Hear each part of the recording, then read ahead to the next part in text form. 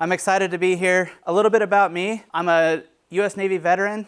I've got 22 years of operational experience. I've worked in military, I've worked in manufacturing, worked in cybersecurity, startups, primarily around digital transformation and maintenance and engineering. So I have a master's degree in cybersecurity, I have a bachelor's degree in operations management, and I'm also what's known as a Lean Six Sigma black belt. So for those of you who are not aware what that is, that means that I'm really good at using math and science to solve very complex problems. So in my spare time, when I'm not running a company, I'm also the Chief Operations Officer for the Global Council for Responsible AI. And that gets me traveling around the world to help advance responsible AI to countries, governments, large organizations that are out there. We have roughly 1,000 members that are there. I've done over 100 digital transformation projects. I really am focusing right now on small to mid-tier businesses that are out there, but I have done transformation projects in very large Fortune 500, Berkshire Hathaway, military engagements throughout the world.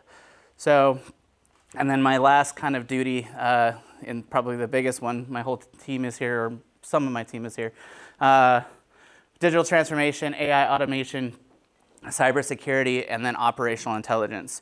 And all of those may seem kind of separate, but in the world of AI, that is not necessarily the case.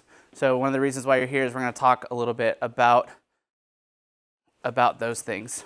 The very first thing that we're going to talk about is a reality check. So what the data is actually saying about AI in small business. So how many people in here, so I like to do an interactive conversation when it's in here. So I'm going to ask you to raise your hand.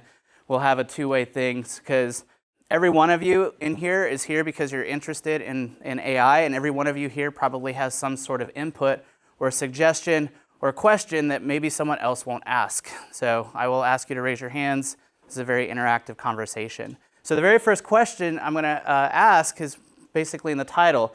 How many people are hyped up about things that you can do with AI? Sweet. All right. So one of the things that the big tech companies, and I say that, and I know folks at Microsoft that work in AI, I know folks in Google that work in AI, I know folks that work in quantum computing and things like that. So they're very good at hyping things up in a way that is really good for marketing and sales. So everyone in here probably knows of ChatGPT, right? How many people use ChatGPT? Great. How many use Claude? All right, less hands. How many use Grok? Even less hands. How many use Perplexity?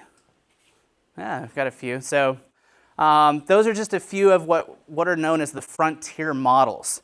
How many have heard of Ollama? All right, so we got a couple of people that have done some of their own LLMs on computers themselves. So Ollama is an open source model that you can download and you can configure to do things yourself rather than have all of your data go into the cloud.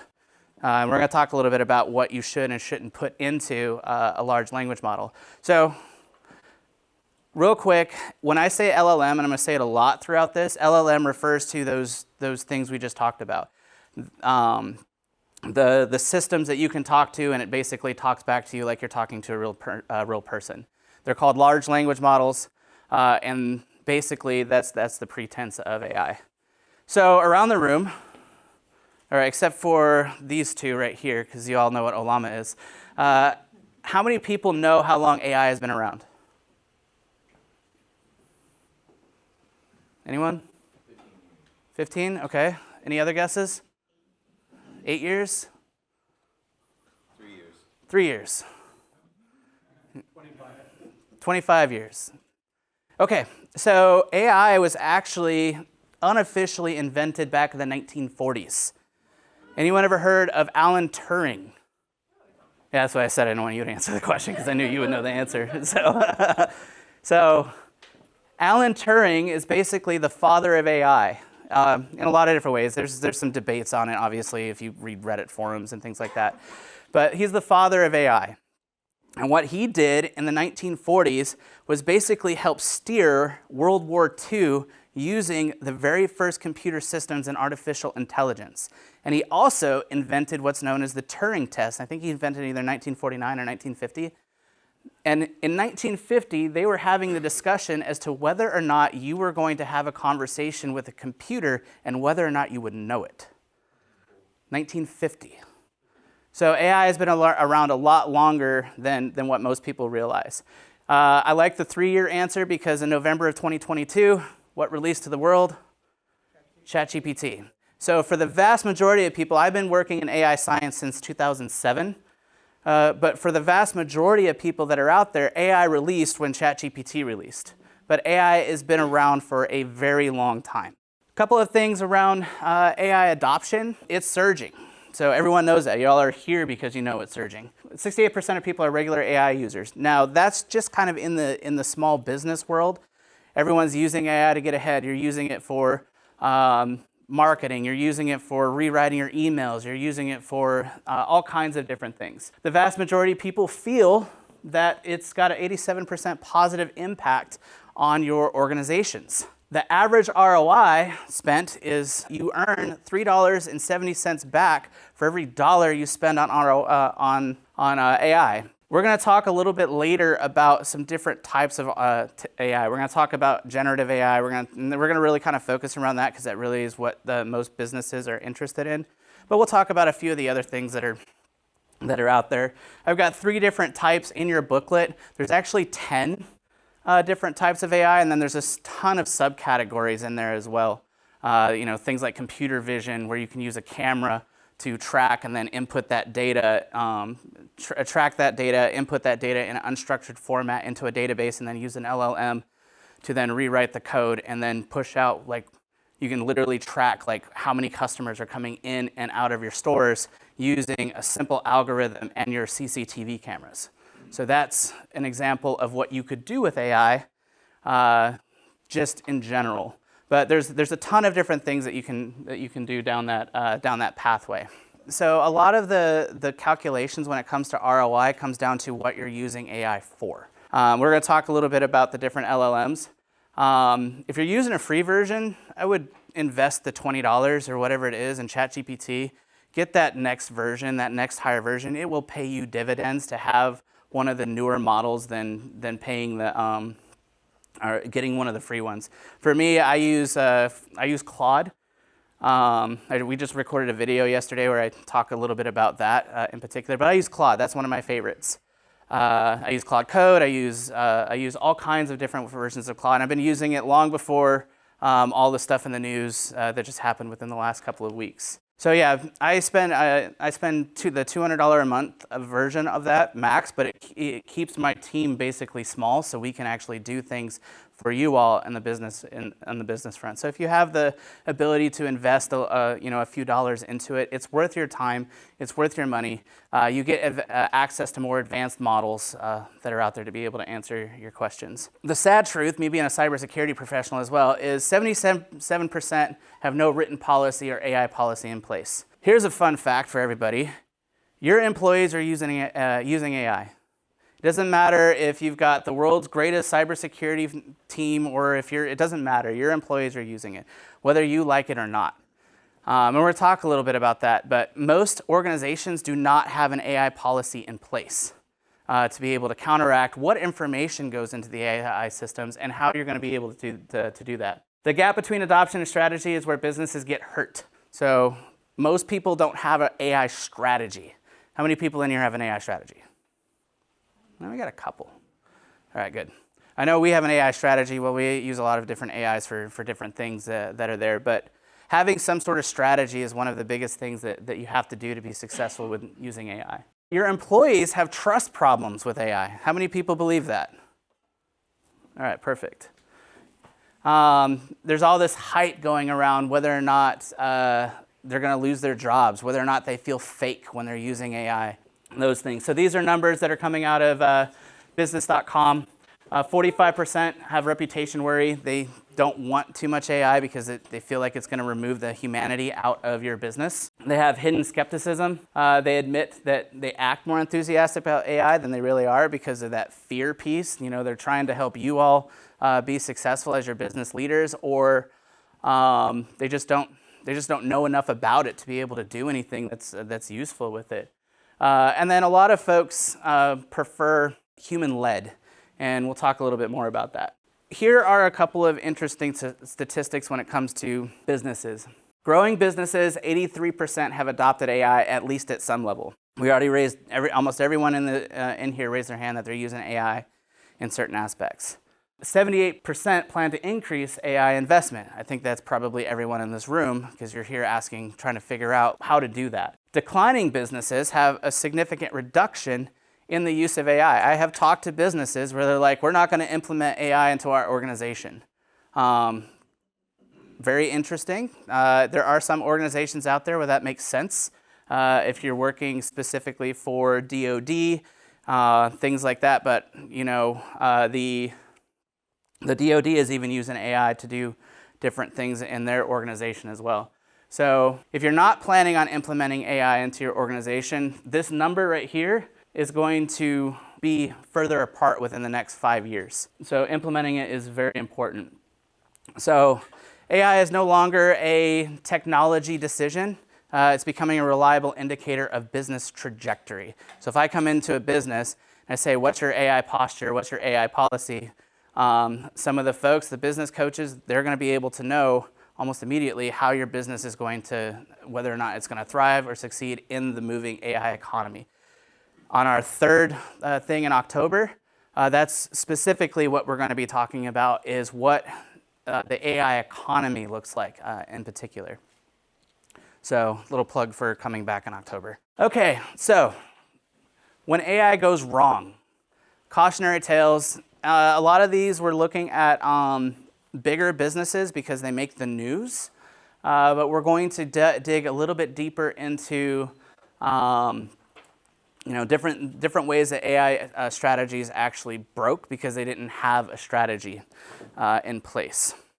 These are real numbers. August 2025, MIT released a study that says 95% of generative AI pilots failed to deliver measurable P&L impact. Anyone believe that? I do, 100%. From the larger organizations that are out there, this is a big deal, and we're going to talk about why that is here in just a couple of minutes. It's never the technology. The technology is there. We're all using it. We all understand. Like the power of what it is, especially if you know the right question to ask it, right? That's the biggest thing that we all talk about with AI is what's the right question.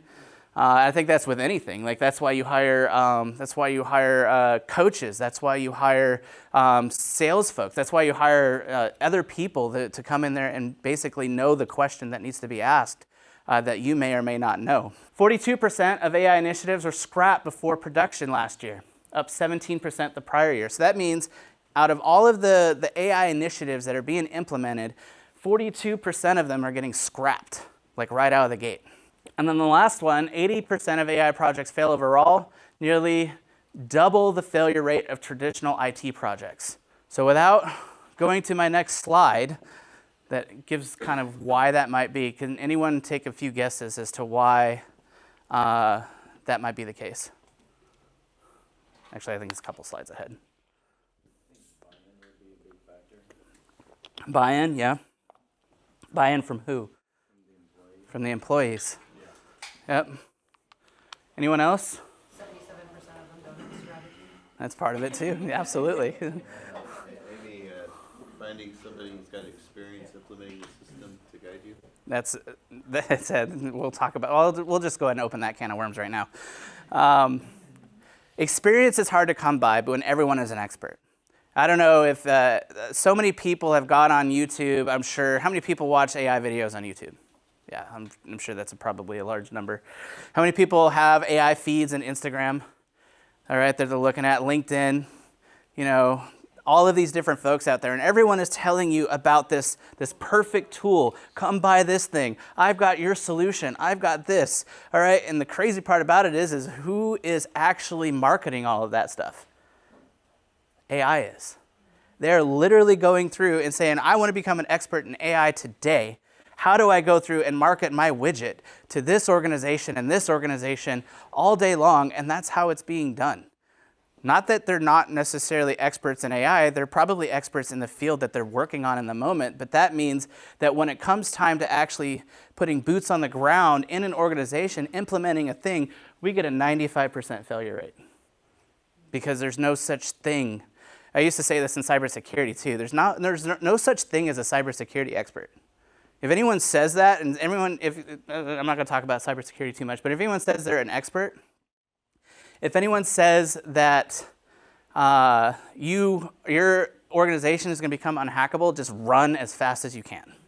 Like, don't go with them. Every organization is hackable. So same kind of concept when it comes to AI. AI is moving so unbelievably fast that Sam Altman at OpenAI doesn't know all the implications of the thing that he is actually in charge of building. So how many experts are there in AI? The experts are you. You're your own expert when it comes to that. You'll have different people that can go through and do implementations, understand the back-end technologies to build some kind of massive solution for you.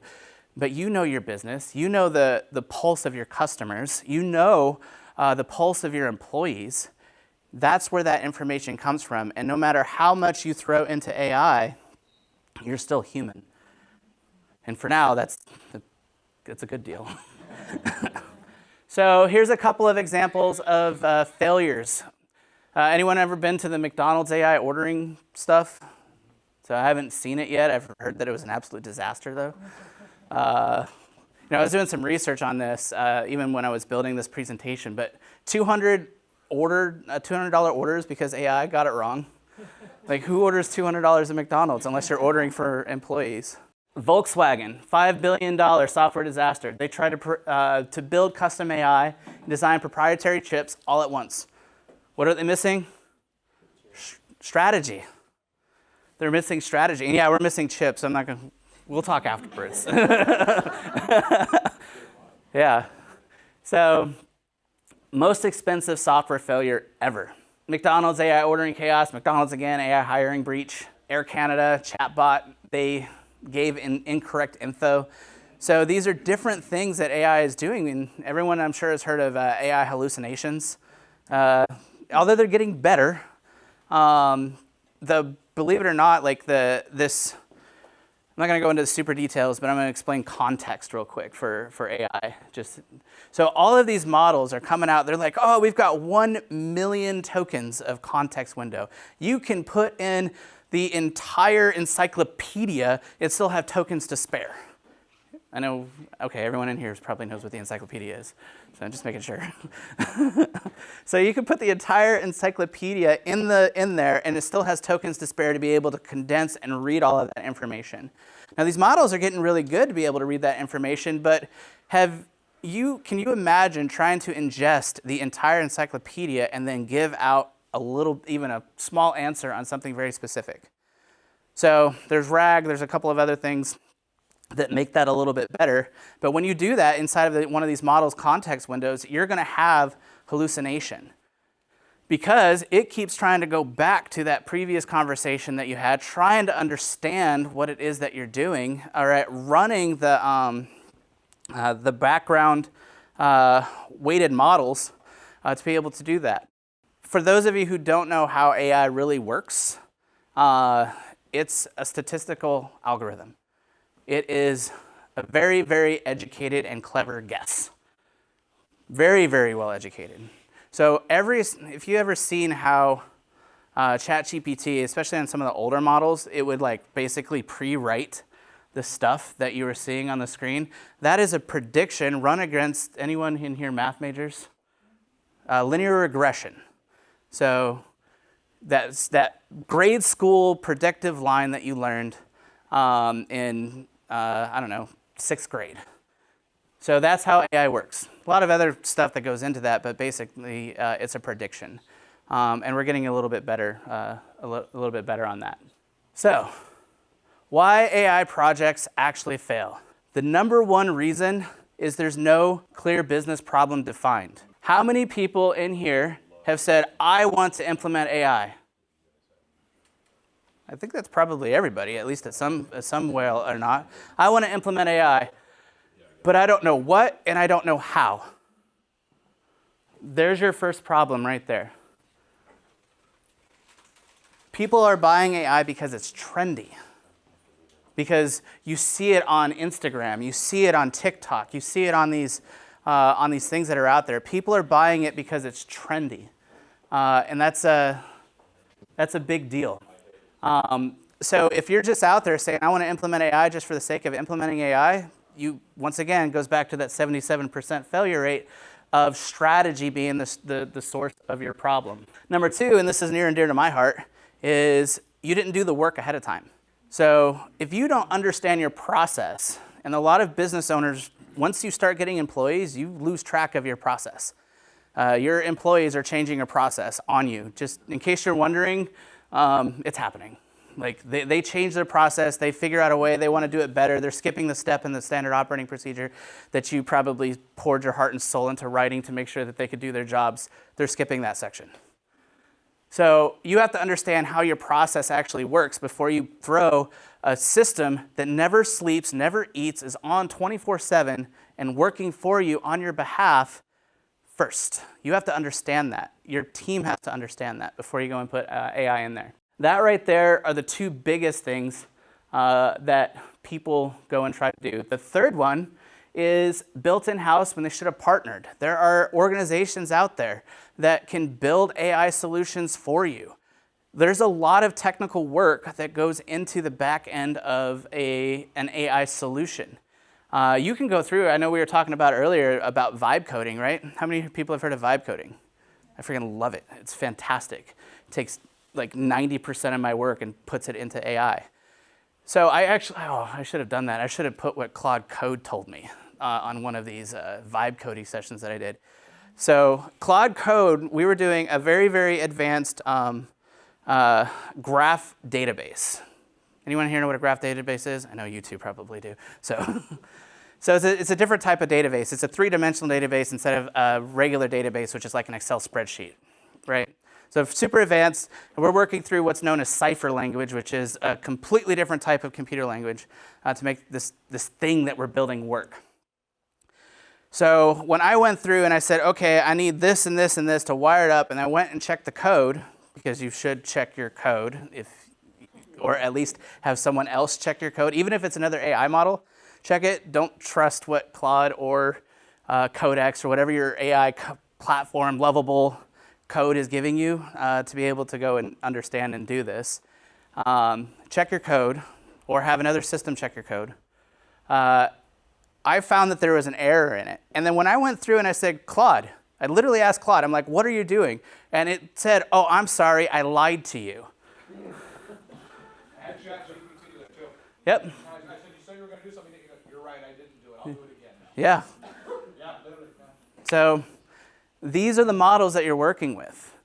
So when it comes down to built in-house, for when they should have partnered, that's where we're getting at right there. You have to understand that even if you're vibe coding something, there's probably a 90% chance that either that code is, I don't care about efficiency of code. I don't believe in that. There's a lot of developers out there that get really upset about like how AI codes. And yeah, it is what it is. AI coding is a thing. Like that's just happening. But understanding the process that it is that you're trying to build, building your own process is something that partners should do. So MIT found companies building internally were twice as likely to fail as those using external platforms. We already talked about that. Everyone in here is using ChatGPT. They're using Claude Code. They're using something like that to be able to do that. No governance or ownership when it comes to implementing AI. You go to your employee and say, use this for marketing. How many people have done that? I'm guilty. So no governance or ownership. You're saying, go to ChatGPT, use this tool, and hopefully it comes out for the best. And then you go back and forth like I have with my own team and be like, well, this looks like you know what. All right. And we go back and forth until we finally kind of come through that. But there's a lot of companies out there that don't do that. They're like, oh, ChatGPT, I'm going to build an automation using N8N or some other crazy platform, and then we're going to put all of this junk out, and now you've got all this noise on these platforms that doesn't make any sense. And you can literally read it and be like, oh, EM dash, that was written by AI. I don't even have to think about it. So just so you know, there's a lot of people out there, if you're using EM dashes because you're from England or some other places that uses a lot of them, that's like a telltale sign that AI has written it. So I would figure out another way to do your writing. And then the last thing when it comes to why these projects are failing is they tested the demo. They tested it internally. They're like, oh, this is great. Let's go ahead and push it out. Let's see what happens. And as soon as they get another person using it, because they don't think that, everyone thinks that their idea is the greatest on the planet, then it collapses because there's no infrastructure. There's nothing else in the background. So even a $5 billion company ran into the same problems that every organization in here has. So our next section that we're going to talk about is myths versus truths. It's one of my favorite things that I like to just kind of chat about. So our first one is AI will replace my employees. So AI in general is going to replace parts of what your employees do. If that is a fact. There's no way to sugarcoat it. There's no way to kind of put that out there. There are different aspects of what AI is going to be more efficient at because you're going to want something to run 24/7. You want your business to grow. You know, if you could figure out a way to respond or like or something that somebody sends you a message on Yelp or Google and you can respond immediately, even if it's a generic response for a half a second, at least they thought that you were there. That's hyper-personalization when it comes to that. And then you just go and you chat with them after the fact. So at least they know that you saw it. It gets emailed to you directly that you had a thing, and then you can deal with it. Hopefully it's a positive one, but if it's a negative one, you have a way to kind of go through that process. AI replaces tasks, not people. Only 12% of SMBs plan to reduce staff due to AI. 82% of businesses using AI actually increased their workforce over the last year. You know why?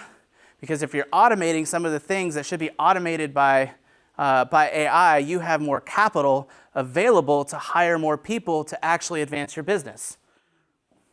So that right there is AI will replace my employees, busted. The thing that you can do is, figure out what your team actually spends time on. And then what you can automate it. But work with your team on it. Work with the people that you're working with. Ask them the question. Have them be involved. So that statistic of fear that we had at the beginning of the presentation is no longer the actual issue that you're having. All right, second one. AI is too expensive for my size. Well, we talked about that just a little bit ago, where spend the $20 on ChatGPT, get that little bit of an upgrade version. Don't use the free one. You get more history. You get more advanced models. You get access to things like projects. How many in here use projects inside of ChatGPT or inside? Yeah. So you get that context constantly being injected into the prompt when you're having that conversation with ChatGPT. So use the tools that we already have available. So that's not an expensive tool. It costs $10 to have lunch here today. Like you're already halfway there. So the biggest thing that you need to just be aware of is the amount of noise that's out there. You are going to get inundated with tool after tool after tool after tool. Take the time, understand your process that you have in your organization, and then find one that fits to your problem that you're actually trying to solve for. Don't try and solve your entire business. Solve for a specific problem.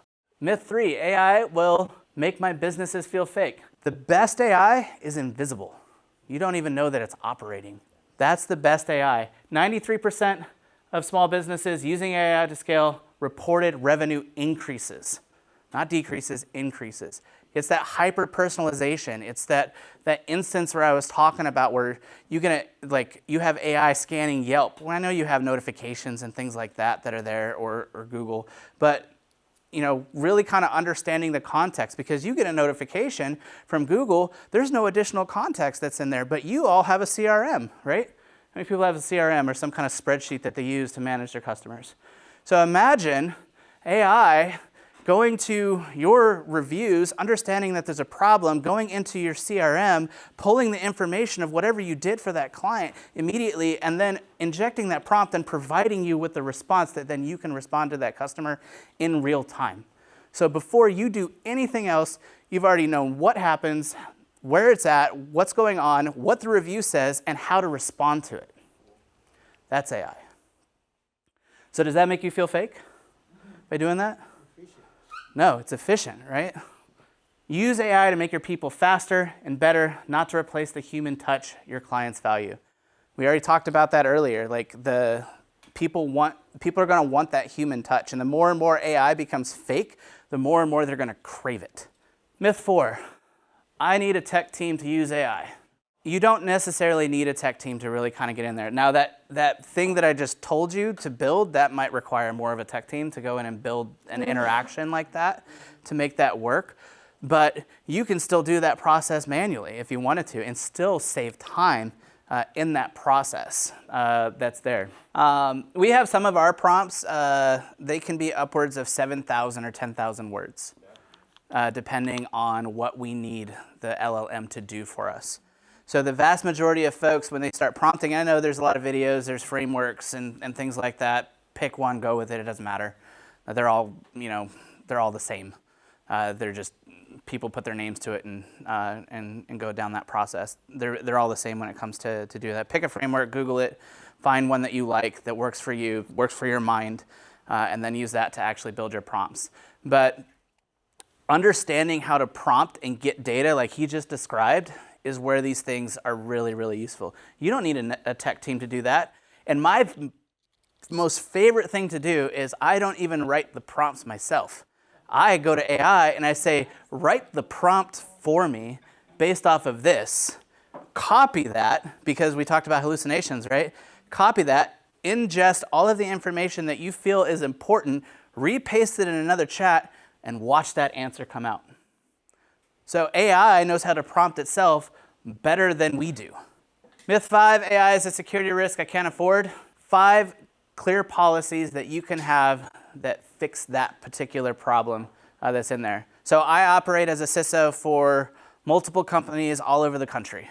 It's one of my things I do with my company here.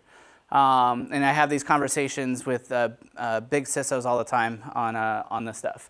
5 rules: know what data goes into your AI tools, what data doesn't, which tools are approved. You'd be surprised, like if you didn't have, we talked about that earlier, where without an AI policy, and I already told you your employees are using AI whether you like it or not, give them something that they can use. They're more likely to use it than use something else that maybe you don't want them using. The next one is who has access. So these are all basic cybersecurity principles, things that everyone in business has probably learned over the course of their time in business. And then how outputs get reviewed before they go out. How do we prevent those hallucinations that we talked about, making sure that they actually sound real, who's reviewing them, going through that overall process.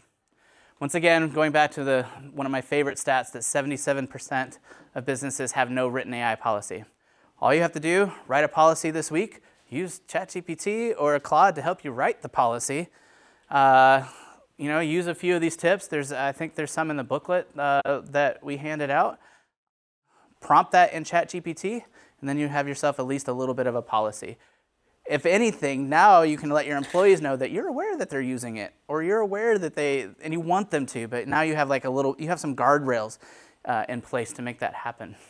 The next section we're going to talk about is this crawl, walk, run maturity path. 80% of AI value comes from process redesign. Only 20% comes from the technology itself. That is from PwC, right? Yeah, PwC. Anyone know who PwC is? It's like one of the largest and biggest consultancies and cybersecurity firms and process agencies in the world. I think there's the big 4, and PwC kind of sits inside of that area that's there. If you have a broken process, if you automate it, it's just going to get broken faster. It's going to take this crack, this right here, and split it open wide, as wide as it possibly can, because then you can't stop it. So process before technology, always. So first things first, Crawl. If you're not using these things right now, start. Just throw it out there. Emails and proposals. Draft client emails, proposals, reports in minutes. You'll probably get 5 or 10 hours back per person per week. The next one is customer response. You can train using those projects inside of ChatGPT to have a canned responses.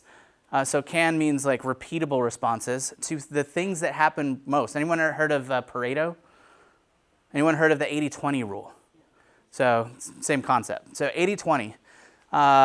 So 80% of the things that are coming in are repeatable. That's where AI is strong. You can repeat processes over and over again. So you can train your AI to be able to do this. Train ChatGPT. You don't have to, you can just throw in, this was the response, throw it in your little project, and it'll output what you should say about it. Meeting intelligence. How many people have an AI note taker? All right, if you don't have one, get one.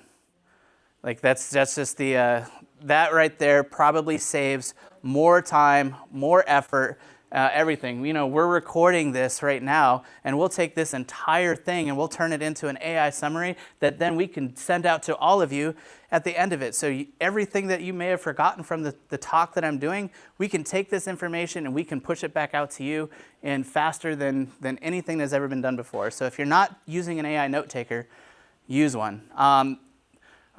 We use Fireflies, no preference. I know other people use Otter. There's for whatever flavor your business is, there's HIPAA related ones. There's a ton that are out there. Content creation, marketing copy, social posts, blog drafts. You can get those kind of ideas rolling when it's out there. Use AI to go in there and create that content for you. It doesn't matter what business it is. ChatGPT, I think, was trained on 700 billion parameters. You think you have that many in your head to be able to figure out how to do that? And plus, all of the different connections that are made from those 700 billion parameters creates this massive, massive database of information, including a ton of people that have been marketing. I follow folks like Dan Martell, Alex Hormozy, things like that. If I want to say build, and I've read all of his books, and I do not subscribe to this, read his books, buy their stuff, go and understand this yourself. But now that I know who they are, I could say write this based off of this book because I read it, and sound like this, and AI will go and do it for you. Walk. Predictive AI. So this is where we kind of get into the cool part, and that's what he was mentioning earlier with his prompt that he generated. Predictive analytics is where AI came from. So that's what AI is ultimately good at. Yeah, LLMs are great at going through all of these different things, but really what it does is it does pattern recognition and predictive analytics. When you get into more advanced use cases, this is one of the things that you can do. AI analyzes your pipeline, tells you what's likely to close, what's at risk, and where to focus. You can buy a tool for this. We use HubSpot for us, but you can also make one. You can have AI go through and do this part for you. Figure out, take a list of data, in your organization what causes people to close, what causes people to not close, and what causes people to kind of sit on the fence. And you can take all of that information in a spreadsheet and throw it into AI and be able to do that. Now we're starting to get into places where custom tools and things like that tend to become a little bit more useful. So think vibe coding, where you take your problem statement, you take Claude Code, or some kind of other AI tool, like I said, and I use Claude Code. You can throw that problem statement in there and have it generate you an app. Remember what I said earlier about the code, though. Just think about that, like running through some test cases, running through some edge cases before you automatically assume that whatever it's outputting is outputting correctly. Think of churn detection. We talked about that before, like going through how many customers are churning, at least at the moment. Demand and inventory. This is one of my favorites because I worked logistics in the military for 16 years. So understanding what the demand is. How many people have overbought stock before? I think that's probably everybody. How many people have underbought stock before and run out? That's everybody as well. At least at some point. I know we've got freaking 400 pens that we'll never give out. So, yeah, exactly. So those are different things that you can use AI for, and you can build little tools that kind of help you understand that. You have all of the data. You're tracking it. You know this information. Throw it into Claude Code, and then use it to make some decisions. So the first one, this one is not necessarily decision making. This is stuff that's just copy and pasting. Now on your walk area, you've got some decision making that can make. Demand and inventory, one of my favorites. I've seen predictive analytics work all across the world to be able to understand. This is why some of this is why the military can do some of the things that it can do, is because of predictive analytics that we've been using for the last 30 years. Lead scoring, rank leads by likelihood to convert, another kind of big deal. The last one is agentic. How many people have heard of agentic AI? So if you're in the circles that I'm in, it never stops. Like everyone is talking about is agentic AI. So these are essentially the beginning of AI employees that work for you. They do things, they automate things, they build things, they make things work. So this is where we start crossing the line, at least for the moment, between what you can do and what partners can do. So when you get into agentic systems, this is where this becomes a thing, because now you're talking about manipulating data from this source, manipulating data from that source, manipulating data from this source, having them all talk to each other and have that AI system then make inference on that data and then provide you with what the best solution forward is. Now, I'm a big fan of human in the loop, which means that humans should still do what humans do, make decisions on your businesses, but AI is going to get significantly better, faster, quicker at helping you bring in that information. Workflow orchestration, monitor systems, bottlenecks, triggers, actions, reports. Workflow orchestration, basically bringing all that stuff together that you just described without being asked. Client intelligence, understanding. So how many people has time to read 400 of their emails all at the same time, simultaneously every day? All right, that's what I thought. How many people get through like 10 and call it good? That's me. Like I look at all of my emails and the ones that I feel like actually reading, and I do it a lot by who sends it to me and what the subject is. So client intelligence, this is where you can use AI to understand every single email that you have that comes into your entire thing. So imagine you have Teams. How many people use Teams, Slack, some other kind of social media channel that's out there? Everyone uses email, right? Everyone has their CRM platform that they use to be able to do certain things. Everyone has all of this information that they're given. And as we continue to press forward in the information age and the AI age, we've got tons and tons and stuff, and we have to make a decision. What is worth our business owner brains or our valuable time to execute on? We're going to talk about that, and that's what you're talking about in particular is that right there. Client intelligence kind of does that. Once again, now we're looking at more advanced things to be able to make this work. Operational command, real-time AI dashboards. How many people have a dashboard that they use for something? Yep, pretty much everybody, right? So we're looking at dashboards for YouTube, if you're on social media, dashboards for how fast you're getting stuff done. We have an IT solutions provider arm for us, so we're looking at dashboards for that. Like how fast are we getting our tickets done for our clients? Anyone heard of business intelligence? All right, so business intelligence is those dashboards, or are those dashboards rather. That's what BI stands for. So it takes a lot of information, all right, and it's historical in nature. Really, really good if you're trying to make decisions based off of historical information. An AI dashboard tells you what you should do with it. That's the difference. So it takes all of that business intelligence and it becomes forward-facing so you can actually do something with that information. And then end-to-end automation, from the beginning to the end, the entire customer journey, the entire customer life cycle, your operational life cycle, any one of your particular things that happen can lead to end-to-end automation. Once again, what did we say earlier? What do you need first? Process. Where businesses waste money versus where they win. Buying tools before mapping the process. I know every single person in here has bought something that is useless to their business. We all have. Running pilots with no success metrics. You haven't defined what success looks like. You don't know what that looks like. We're just running something just for the sake of running something. Building in-house when partnering is 2 times more likely to succeed. That comes from MIT. Skipping training and expecting adoption. I think I'm guilty of it. Like, we've all gone in and say, just do this because I said so. Maybe not in those exact words, but that's what your employees are hearing. But do this because I said so, and they're like, well, how do we do this? And you're like, figure it out. This is what we bought. We spent money on this. Let's go. Like I said, not in those many words, but we're all business owners in here. We know how we think in certain aspects. Trying to run before they crawl. So we're trying to do end-to-end automation, workflow orchestration, all this other stuff. We haven't even figured out how to use ChatGPT yet. So all big problems that come into this. Where they win, if they've done their process map and optimization. Team training, change management. Everyone in here probably has done some form of change management in an organization. Strategic tool selection, matched to actual maturity. Where are you at in your journey as a business? Are you trying to do what we said, where we're talking about that run, when you should be crawling?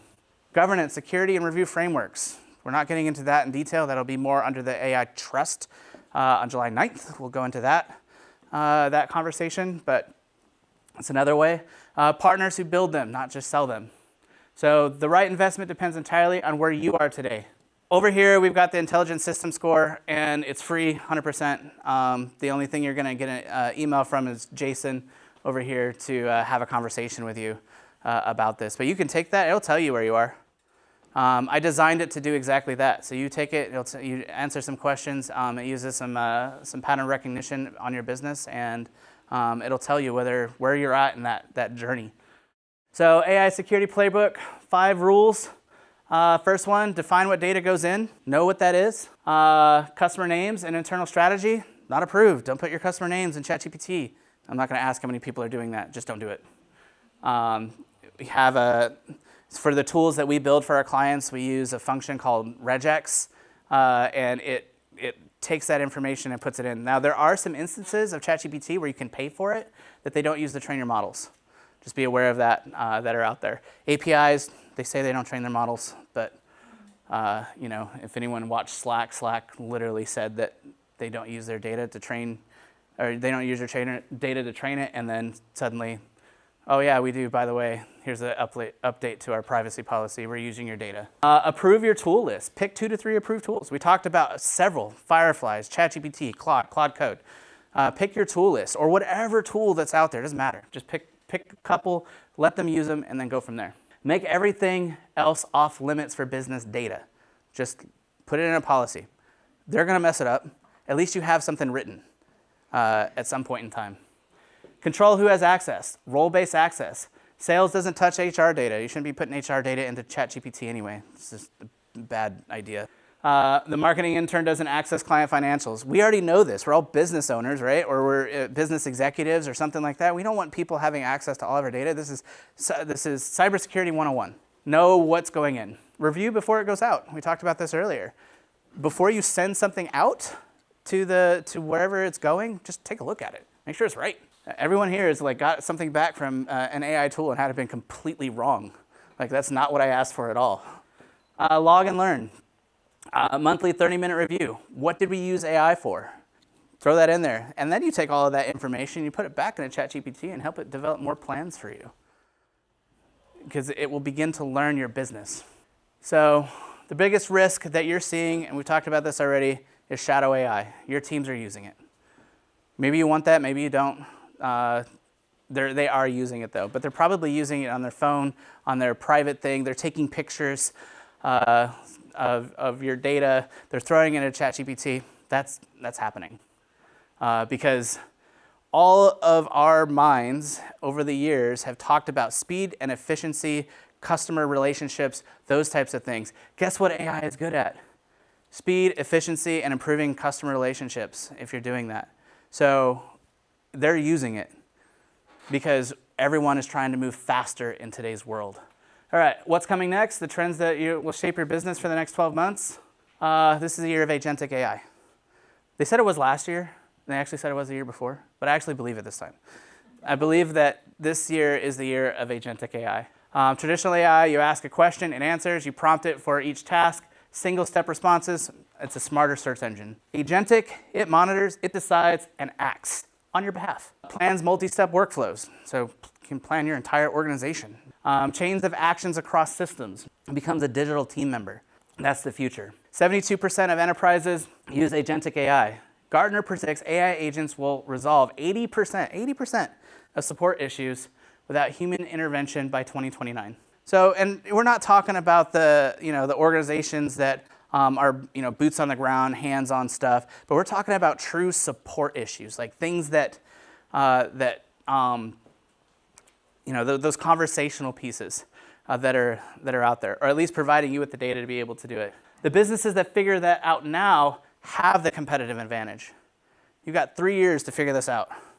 By 2029, we're competing with these folks. We're competing with the enterprises. And they are moving, and they're pumping billions and trillions of dollars. Anyone heard of Stargate? Yep. So Stargate UAE. So there's several of these. People are pumping trillions of dollars into this. So we've got to we want everyone to get ahead of the power curve. 4 trends to watch: customize AI over a generic. We talked about that already. AI skills as a competitive advantage. How many people have put out a job description that says, hey, you need to understand how to use AI? That's coming. That's something that you should start thinking about now.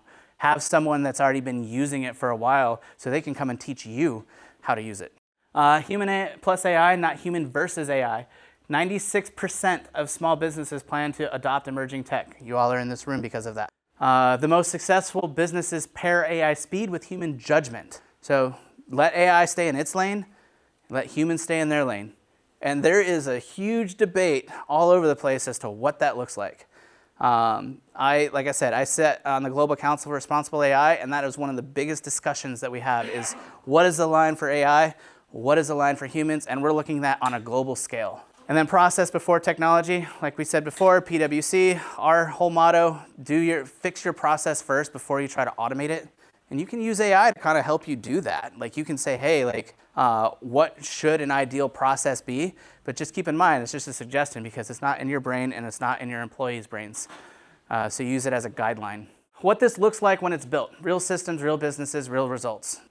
Meet Donna. We're actually going to change the name, I think, because there might be some rules associated with this. But anyway, this is something that we're actually in the process of finalizing inside of our organization here. AI Executive Operating System built for us. And this is what it can do. 13 different data sources in real time. So we're using email, CRM, help desk, calendar, team, SharePoint. I have multiple emails personally because of all the different organizations I'm a part of. So it can take all of that information, aggregate it into something that works for me. It can talk to me in Teams, can send emails, can do all kinds of other stuff. It's got a brain. We've got 15 different agents that are running on the back end of that thing that's classifying, prioritizing all kinds of things. All the things that I would do, I just wrote down into a file and then assigned it in there.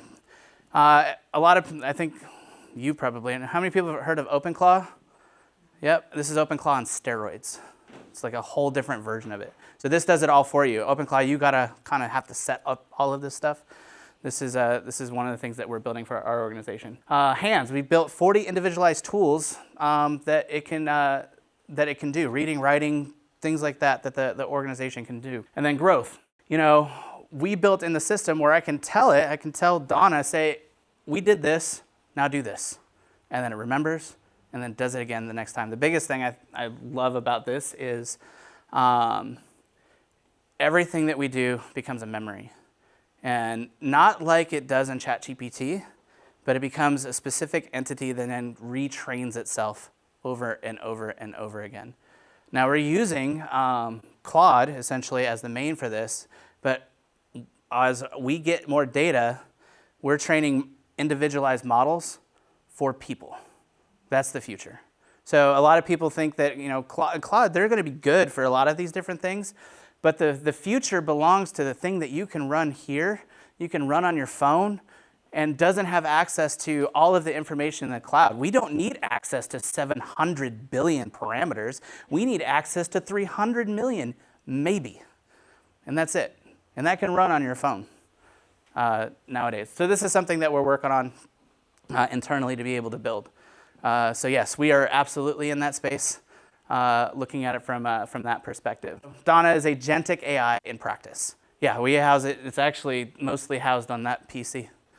So, and then we can go back and forth when there's a disconnect or something like that, but I want it loaded so I can use it here. So everything that we build is all in-house, and then we can use it in the cloud, we can use it on our own servers, we can use it wherever you do business. That's there. But the reason why is not necessarily a pitch for Donna because she's still in development, but this is the future of what agentic should look like. To my knowledge, there's not anything out there because I'm actually thinking about connecting Donna to my Aura ring that I wear. So Donna can then determine my stress patterns when I go into different things so I can prepare mentally before I go into that. Believe it or not, this is not stressful. I love doing this. But there are other things, that come in there. So these are some systems that we're working on right now. We've got a Sunstone OS, which is an enterprise operation platform that we're building for one of our clients. We're building Sunny into it. We've got Mori, which is our own proprietary AI platform. And these are active platforms that are running, that are out there. And we've got some other ones that we're working on too. Mori is our own thing that powers everything that we do on the back end in digital transformation. That thing has roughly 44 different AI agents that run it on the background. And what it does is it's a very, very advanced process mapping. And then provide solutions on what that stuff is. So all of that stuff that we just talked about for process, I built a tool that does it for the organizations. And the cool part about that one is it evolves with you. The problem with transformation for us, and we're going to talk about Mosaic here in just a second, but people think that transformation is a destination. It's a journey. And every single tool that's out there does not do that. So that's the way that we look at it. That's why we built Mori. So how we do our business for transformation is we use a methodology called Mosaic. So first one is mapped. Understand what exists before changing anything. You have to know where you've been to see where you're going. Optimize. Fix the process before you add technology. Understand your process. Fix what's broken in there first, and then we look at technology. Systemize, build repeatable documented flows. There are businesses out there where nothing advances without your decision. I'm guilty of that. We're all learning. Even as an executive, when I worked in Fortune 500, when I worked in the military, there were certain things that I'm like, I really should have somebody else make this decision. So understanding the systemized, building that repeatable process where it continues to move forward without you. Automated. Now, you go through these first 3 phases, then you can actually start implementing technology on top of that. You have to build first and understand what it is that you're doing. Integrate. So once you have your technology packages all together, bring them all together. Have them talk to each other. That's the biggest thing. Integrate all those systems together. And our last one for our framework is connected. Continuous intelligence across the whole platform. So this is where it learns, where it gets smarter based off the things that you do, because everyone wants to grow their business. You either want to make more money, you want to grow your business in size, you want to have more clients. Most of the folks that come to something like this, everyone is trying to grow something, not stay stagnant. So why do 95% of AI projects fail? We already talked about at the very beginning. Process. Volkswagen skipped being mapped. McDonald's skipped being optimized. Air Canada skipped being systemized. So 95% of those pilots are failing because they're not doing these basic things. Like I said, I've been doing this for 22 years. Digital transformation. These are the things that I've seen across every industry that there is. All right, we're nearing the end. So next step from us, it's completely free. There's a computer over here if you want to take it, or you can just go to this site right here, iss.moreevolve.com. It takes about 12 to 15 minutes. You can do it, and it will tell you whether or not you can actually handle a real AI implementation on top of your current infrastructure. You guys, I've told you a little bit about my background. So I have friends that work for Deloitte, Accenture, McKinsey, PwC, all of these really big name consultancies, and they rarely deliver on what they say that they're going to deliver on. That's a big deal. So I'm like, well, I can do this for free. Why not? So have at it. Like I said, it is connected to our CRM, so you're going to get a phone call from Jason or one of the other team afterwards. But just take the time to go through and do that. There's a 20-page report that it gives you at the end of it, and it tells you exactly where you're at, and then 3 steps for your business that you can take to put this in there. I want to thank everyone. I know that was a ton of information about AI, and I am open for questions, comments, thoughts. Just hit me, and I got my team that will, if I can't answer a question, will get back to you.